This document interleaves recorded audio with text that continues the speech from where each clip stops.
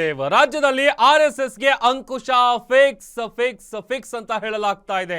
ಕೆಲವೇ ಕ್ಷಣಗಳಲ್ಲಿ ಸರ್ಕಾರದಿಂದ ಬಿಗ್ ಅನೌನ್ಸ್ಮೆಂಟ್ ಆಗುತ್ತೆ. ಕಳೆದ 3-4 ದಿನಗಳಿಂದ ಇದೇ ವಿಚಾರದ ಬಗ್ಗೆ ವ್ಯಾಪಕವಾಗಿ ಚರ್ಚೆ ಆಗ್ತಾ ಇದೆ.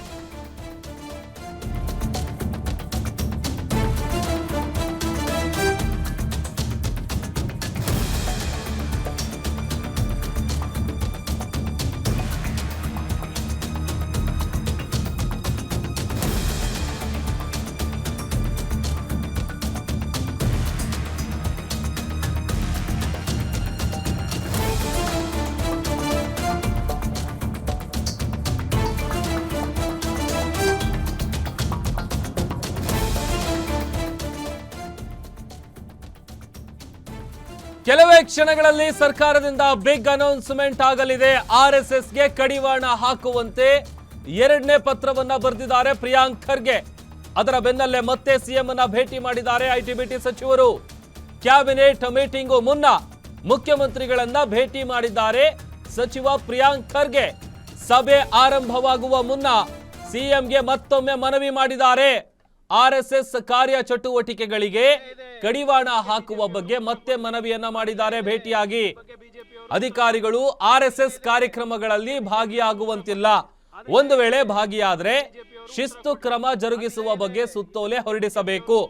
ಸುತ್ತೋಲೆ ಹೊರಡಿಸಿ ಅಂತ ಸಿಎಂಗೆ ಮನವಿಯನ್ನ ಸಲ್ಲಿಸಿದ್ದಾರೆ ಪ್ರಿಯಾಂಕ್ ಖರ್ಗೆ. ಅಲ್ಲದೆ ಬೆದರಿಕೆ ಕರೆಗಳ ಬಗ್ಗೆಯೂ ಕೂಡ ವಿವರಣೆಯನ್ನ ಕೊಟ್ಟು ಬಂದಿದ್ದಾರೆ ಅನ್ನುವಂತಹ ಮಾಹಿತಿ ಸಿಗ್ತಾ ಇದೆ.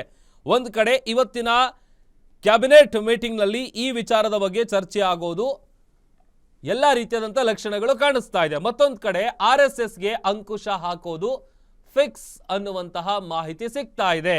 ಕೆಲವೇ ಕ್ಷಣಗಳಲ್ಲಿ ಸರ್ಕಾರದಿಂದ ಬಿಗ್ ಅನೌನ್ಸ್ಮೆಂಟ್ ಆಗುವಂತಹ ಸಾಧ್ಯತೆ ಇದೆ. ಇನ್ನು ಪ್ರಿಯಾಂಕ್ ಖರ್ಗೆ ಅವರು ಬರೆದಿರುವಂತಹ 2ನೇ ಪತ್ರದಲ್ಲಿ ಯಾವುದೇ ಸರ್ಕಾರಿ ನೌಕರನು ಯಾವುದೇ ರಾಜಕೀಯ ಪಕ್ಷದ ಅಥವಾ ರಾಜಕಾರಣದಲ್ಲಿ ಭಾಗವಹಿಸುವಂತಹ ಸಂಘ ಸಂಸ್ಥೆಯ ಸದಸ್ಯನಾಗಿರಬಾರದು, ಅವುಗಳೊಂದಿಗೆ ಸಂಬಂಧವನ್ನ ಹೊಂದಿರಬಾರದು ಸ್ಪಷ್ಟವಾಗಿ ನಿರ್ದೇಶನ ನೀಡಲಾಗಿದ್ರೂ ಸಹ ಇತ್ತೀಚಿನ ದಿನಗಳಲ್ಲಿ ಆರ್ಎಸ್ಎಸ್ ಹಾಗೂ ಇತರೆ ಸಂಘ ಸಂಸ್ಥೆಗಳಿಗೆ ಏನು ಕಾರ್ಯಕ್ರಮಗಳನ್ನು ಹಮ್ಮಿಕೊಳ್ತಾರೆ ಅಂತಹ ಕಾರ್ಯಕ್ರಮಗಳು ಹಾಗೂ ಚಟುವಟಿಕೆಗಳಲ್ಲಿ ಸರ್ಕಾರಿ ಅಧಿಕಾರಿಗಳು ಹಾಗೂ ನೌಕರರು ಭಾಗವಹಿಸ್ತಾ ಇರೋದು ಗಮನಕ್ಕೆ ಬಂದಿದೆ. ಹಾಗಾಗಿ ರಾಜ್ಯದ ಸರ್ಕಾರಿ ಅಧಿಕಾರಿ ಮತ್ತು ನೌಕರರು ಆರ್ಎಸ್ಎಸ್ ಅಥವಾ ಇತರೆ ಯಾವುದೇ ಸಂಘ ಸಂಸ್ಥೆಗಳು ಹಮ್ಮಿಕೊಳ್ಳುವಂತಹ ಕಾರ್ಯಕ್ರಮಗಳು ಅಥವಾ ಚಟುವಟಿಕೆಗಳೇನಿದೆ ಅದರಲ್ಲಿ ಭಾಗಿಯಾಗೋದನ್ನ ಕಟ್ಟುನಿಟ್ಟಾಗಿ ನಿಷೇಧಿಸಬೇಕು. ಇದನ್ನ ಉಲ್ಲಂಘಿಸುವವರ ವಿರುದ್ಧ ಶಿಸ್ತು ಕ್ರಮ ಜರುಗಿಸಿ ಸುತ್ತೋಲೆಯನ್ನ ಹೊರಡಿಸಿ ಅನ್ನುವಂತಹ ಮನವಿಯನ್ನ ಸಿಎಂ ಸಿದ್ದರಾಮಯ್ಯ ಅವರನ್ನ ಭೇಟಿ ಮಾಡಿ 2ನೇ ಪತ್ರದ ಮೂಲಕ ಮನವಿಯನ್ನ ಮಾಡಿಕೊಂಡು ಬಂದಿದ್ದಾರೆ. ಈ ಬಗ್ಗೆ ಮತ್ತಷ್ಟು ಡೀಟೇಲ್ಸ್ ಅನ್ನ ಕೊಡ್ತಾರೆ ನಮ್ಮ political bureau head Maruti Pavagowda. Desk ಇಂದ ನನ್ನ ಜೊತೆ ಲೈವ್ ಜಾಯಿನ್ ಆಗ್ತಾ ಇದ್ದಾರೆ. ಮಾರುತಿ, ಒಂದ್ ಕಡೆ ಕ್ಯಾಬಿನೆಟ್ ಮೀಟಿಂಗ್ ನ ಆರಂಭಕ್ಕೂ ಮುನ್ನ ಮುಖ್ಯಮಂತ್ರಿಗಳನ್ನ ಪ್ರಿಯಾಂಕ್ ಖರ್ಗೆ ಅವರು ಭೇಟಿಯಾಗಿ ಮತ್ತೊಮ್ಮೆ ಈ ವಿಚಾರವನ್ನ ಅವರಿಗೆ ನೆನಪು ಮಾಡಿ ಬಂದಿದ್ದಾರೆ, ಮನವಿ ಮಾಡಿ ಬಂದಿದ್ದಾರೆ. ಬಹುಶಃ ಆರ್ಎಸ್ಎಸ್ ನ ಚಟುವಟಿಕೆಗೆ ಅಂಕುಶ ಬೀಳುತ್ತಾ ಹೇಗೆ? ಪ್ರಭು, ಆರ್ಎಸ್ಎಸ್ ವಿಚಾರದಲ್ಲಿ ಹಳೆಯ ದಾಖಲೆಗಳು ಯಾವೆಲ್ಲ ಇದಾವೋ ಅವುಗಳನ್ನು ಸಂಗ್ರಹ ಮಾಡುವಂಥ ಒಂದು ಕೆಲಸ ಪ್ರಿಯಾಂಕ್ ಖರ್ಗೆ ಅವರು ಮಾಡ್ತಾ ಇದ್ದಾರೆ. ಪ್ರಿಯಾಂಕ್ ಖರ್ಗೆ ಅವರು ಯಾವಾಗ ಆರ್ಎಸ್ಎಸ್ ಬಗ್ಗೆ ಮಾತಾಡ್ತಾ ಇದ್ದಾರೋ ಆರ್ಎಸ್ಎಸ್ ಆಗಿರ್ಬೋದು, BJP ಮುಖಂಡರಾಗಿರ್ಬೋದು, ಅವರನ್ನು ನೇರವಾಗಿ ಟೀಕೆ ಮಾಡುವಂಥ ಒಂದು ಕೆಲಸವನ್ನು ಮಾಡ್ತಾ ಇದ್ದಾರೆ. ಇವತ್ತು ಅದರ ಮುಂದುವರೆದ ಭಾಗವಾಗಿ 12 ಗಂಟೆಗೆ ಸಚಿವ ಸಂಪುಟ ಸಭೆ ಇದೆ. ಸಚಿವ ಸಂಪುಟ ಸಭೆಯಲ್ಲಿ ಅಧಿಕೃತವಾಗಿ ಇರುವಂತಹ ಅಜೆಂಡಾದಲ್ಲಿ ಆರ್ಎಸ್ಎಸ್ಗೆ ನಿಯಂತ್ರಣ ಹಾಕುವಂಥ ಒಂದು ವಿಚಾರ ಇಲ್ಲದೇ ಇದ್ದರೂ ಕೂಡ ಅಜೆಂಡಾ ಮುಗಿದ ಬಳಿಕ ಇದರ ಬಗ್ಗೆ ಸಹಜವಾಗಿ ಚರ್ಚೆ ಆಗೋದು ನಿಜ. ಆದರೆ ಅದಕ್ಕೂ ಮೊದಲು ಒಂದು ದಾಖಲೆಯನ್ನು ಪ್ರಿಯಾಂಕ್ ಖರ್ಗೆ ಅವರು ಮಾಧ್ಯಮಗಳಿಗೆ ಬಿಡುಗಡೆ ಮಾಡಿದ್ದಾರೆ. ಎಕ್ಸ್ಕ್ಲೂಸಿವ್ ಆಗಿ ಗ್ಯಾರಂಟಿ ನ್ಯೂಸ್ ಕ್ಯಾಮ್ರಾ ಮುಂದೆ ಆ ದಾಖಲೆಯನ್ನು ಪ್ರದರ್ಶನ ಮಾಡಿದ್ದಾರೆ. 2013 ಫೆಬ್ರವರಿ ತಿಂಗಳಲ್ಲಿ ಅಂದಿನ BJP ಸರ್ಕಾರ ಮಾಡಿರುವಂತಹ ಆದೇಶದ ಪ್ರತಿ. ಅಂದರೆ ಆ ಆದೇಶದಲ್ಲಿ ಭಾಳಷ್ಟು ಸ್ಪಷ್ಟವಾಗಿದೆ.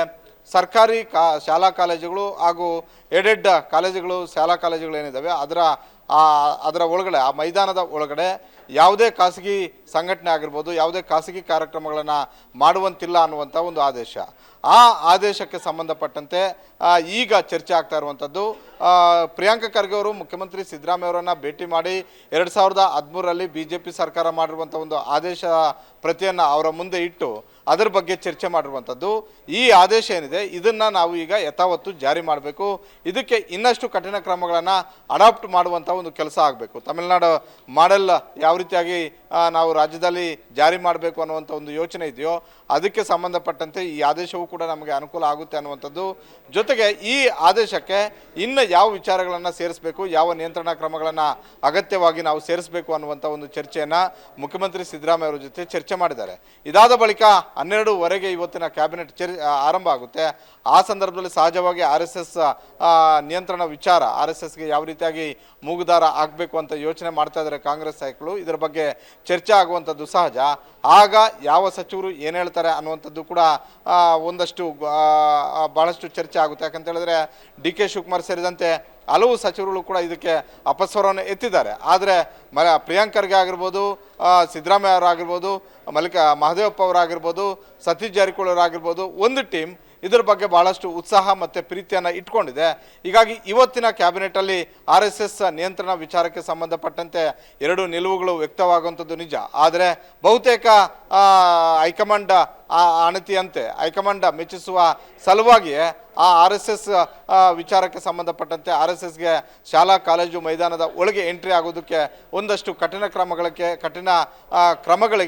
ರಾಜ್ಯ ಸರ್ಕಾರ ಮುಂದಾಗುವಂತಹ ಎಲ್ಲ ಸಾಧ್ಯತೆಗಳು ಕೂಡ ಇದ್ದಾವೆ. ಪ್ರಭು, ಮರುತಿ, ಈಗ ಒಂದ್ ಕಡೆ ಮುಖ್ಯಮಂತ್ರಿಗಳು ಮಾತನಾಡುವಂತ ಸಂದರ್ಭದಲ್ಲಿ ಹೇಳ್ತಾ ಇದ್ರು, ಪ್ರತಿಕ್ರಿಯೆ ಕೊಡಬೇಕಾದ್ರೆ ಪ್ರಿಯಾಂಕ್ ಖರ್ಗೆ ಅವರು ಬರೆದಿರುವಂತ ಪತ್ರದಲ್ಲಿ ಏನ್ ತಪ್ಪಿದೆ, ಎಲ್ಲ ಒಂದ್ ಕಡೆ ನಿರ್ಬಂಧ ಹೇರುವಂತ ವಿಚಾರಕ್ಕೆ ಸಂಬಂಧಪಟ್ಟಂತೆ ಅವರು ಸುಳಿವು ಕೊಟ್ಟಿದ್ದಾರೆ ಅಂತ. ಬಹುಶಃ ಇವತ್ತು ನಡೆಯುವಂತ ಕ್ಯಾಬಿನೆಟ್ ನಲ್ಲಿ ಆ ಥರದ್ದೇನಾದ್ರೂ RSSಗೆ ಮೂಗ್ದಾರ ಹಾಕುವಂತ ಸಾಧ್ಯತೆಗಳು ಎಷ್ಟಿರಬಹುದು ಅಂತ? ಪ್ರಭು, ಖಂಡಿತ ಇವತ್ತಿನ ಸಚಿವ ಸಂಪುಟ ಸಭೆಯಲ್ಲಿ ಇದರ ಬಗ್ಗೆ ಸುದೀರ್ಘವಾಗಿ ಚರ್ಚೆ ಆಗುತ್ತೆ. ಇದರಲ್ಲಿ ಯಾವುದೇ ಅನುಮಾನವೂ ಕೂಡ ಇಲ್ಲ. ಯಾಕಂತ ಹೇಳಿದ್ರೆ ಸಚಿವ ಸಂಪುಟ ಸಭೆಯಲ್ಲಿ ಮುಖ್ಯ ಕಾರ್ಯದರ್ಶಿ ಅವರಿಂದ ಮಾಹಿತಿಯನ್ನು ಪಡ್ಕೊಳ್ತಾರೆ. ಅಂದರೆ ತಮಿಳುನಾಡಲ್ಲಿ ಯಾವ ರೀತಿಯಾದಂತಹ ಒಂದು ಕಠಿಣ ಕ್ರಮಗಳನ್ನು ಕೈಗೊಂಡಿದ್ದಾರೆ, ಯಾವಾಗ ತಗೊಂಡ್ರು, ಈಗ ಎಷ್ಟರ ಮಟ್ಟಿಗೆ ಅದು ಇಂಪ್ಲಿಮೆಂಟ್ ಆಗಿದೆ, ಅಲ್ಲಿ ಯಾವುದಾದ್ರೂ ಕಾರ್ಯಕ್ರಮಗಳು ಮಾಡಬೇಕು ಅಂತ ಹೇಳಿದ್ರೆ ಪರ್ಮಿಷನ್ ತಗೊಳ್ಳೇಬೇಕಾಗಿರುವಂಥ ಒಂದು ಅನಿವಾರ್ಯ ಪರಿಸ್ಥಿತಿ ಇದೆಯಾ ಅಂತ, ಅದಾದ ಬಳಿಕ ಸಚಿವ ಸಂಪುಟ ಸಭೆಯಲ್ಲಿ ಇದ್ರ ಬಗ್ಗೆ ಸುದೀರ್ಘವಾಗಿ ಚರ್ಚೆ ಆಗೇ ಆಗುತ್ತೆ. ಯಾಕಂತ ಹೇಳಿದ್ರೆ ಸಚಿವ ಸಂಪುಟ ಸಭೆಯಲ್ಲಿ ಒಕ್ಕೊರಲ ನಿರ್ಧಾರ ಆದರೆ ಭಾಳಷ್ಟು ಬೇಗ ಆಗಬಹುದು. ಆದರೆ ನನಗಿರುವಂಥ ಒಂದು ಮಾಹಿತಿಯ ಪ್ರಕಾರ ಸಚಿವ ಸಂಪುಟ ಸಭೆಯಲ್ಲಿ ಈ ವಿಚಾರಕ್ಕೆ ಸಂಬಂಧಪಟ್ಟಂತೆ RSSಗೆ ನಿಯಂತ್ರಣ ಮಾಡುವಂತಹ ಒಂದಷ್ಟು ಕಠಿಣ ಕ್ರಮಗಳನ್ನು ಕೈಗೊಳ್ಳುವಂಥ ಒಂದು ವಿಚಾರಕ್ಕೆ ಸಂಬಂಧಪಟ್ಟಂತೆ ಕಾಂಗ್ರೆಸ್ ಸರ್ಕಾರದಲ್ಲಿ ಭಿನ್ನ ನಿಲುವುಗಳು ಇರುವಂಥದ್ದು ನಿಜ. ಅದು ಸಿದ್ದರಾಮಯ್ಯ ಅವರು ಉತ್ಸಾಹ ತೋರ್ಬೋದು, ಅದೇ ರೀತಿ ಬೇರೆ ಟೀಮ್ ಇದೆ ಅದಕ್ಕೆ ಆಕ್ಷೇಪವನ್ನು ವ್ಯಕ್ತಪಡಿಸ್ಬೋದು. ಹೀಗಾಗಿ 34 ಸಚಿವರುಗಳ ಒಂದು ಅಭಿಪ್ರಾಯವೂ ಕೂಡ ಮುಖ್ಯವಾಗುತ್ತೆ. ಆ ಸಂದರ್ಭದಲ್ಲಿ ಯಾವೆಲ್ಲ ಸಚಿವರುಗಳು ಏನು ಮಾಹಿತಿಯನ್ನು ಕೊಡ್ತಾರೆ ಅನ್ನುವಂಥದ್ದನ್ನು ಕೂಡ ನೋಟ್ ಮಾಡ್ಕೊಳ್ಬೇಕಾಗುತ್ತೆ. ಅದಾದ ಬಳಿಕ ಅಂತಿಮವಾಗಿ ಈ ಅಸ್ತ್ರವನ್ನು ಬಳಕೆ ಮಾಡಿದ್ರು ಕೂಡ ಆಶ್ಚರ್ಯ ಇಲ್ಲ. ತಮಿಳುನಾಡು ಮಾದರಿಯಲ್ಲಿ ಅಗತ್ಯ ಕ್ರಮಗಳನ್ನು ಕೈಗೊಳ್ಳುವುದಕ್ಕೆ ಸರ್ಕಾರವು ಕೂಡ ಆ ಯೋಚನೆಯಲ್ಲಿ ಇದ್ದಂತೆ ಕಾಣಿಸ್ತಾ ಇದೆ. ಪ್ರಿಯಾಂಕ ಖರ್ಗೆ ಅವರು ಪದೇ ಪದೇ ಮಾತಾಡ್ತಾ ಇರುವಂಥದ್ದು, ಪ್ರಿಯಾಂಕ ಖರ್ಗೆ ಅವರು ಹಳೆ ಆದೇಶಗಳನ್ನು ಹುಡುಕಿ ಹೊರಗಡೆಗೆ ಬಿಡ್ತಾ ಇರುವಂಥದ್ದು, ಪ್ರಿಯಾಂಕ ಖರ್ಗೆ ಅವರು ಮುಖ್ಯಮಂತ್ರಿ ಸಿದ್ದರಾಮಯ್ಯ ಅವರನ್ನ ಭೇಟಿ ಮಾಡಿ ಈ ಪತ್ರಗಳ ಬಗ್ಗೆ ಮಾಹಿತಿಯನ್ನು ಕೊಟ್ಟಿರುವಂಥದ್ದು. ಹೀಗಾಗಿ ಬಹುತೇಕ ಇವತ್ತಿನ ಸಚಿವ ಸಂಪುಟ ಸಭೆಯಲ್ಲಿ 2013 ಜಗದೀಶ್ ಶೆಟ್ಟರ್ ಅವರು ಮಾಡಿದಂಥ ಒಂದು ಆದೇಶಕ್ಕೆ ಸಂಬಂಧಪಟ್ಟಂತೆ ಇನ್ನಷ್ಟು ಕಠಿಣ ಕ್ರಮಗಳನ್ನು ಅಡಾಪ್ಟ್ ಮಾಡಿ ಹೊಸ ಆದೇಶ ಹೊರಡಿಸುವಂಥ ಒಂದು ಸಾಧ್ಯತೆ ಇರುತ್ತೆ.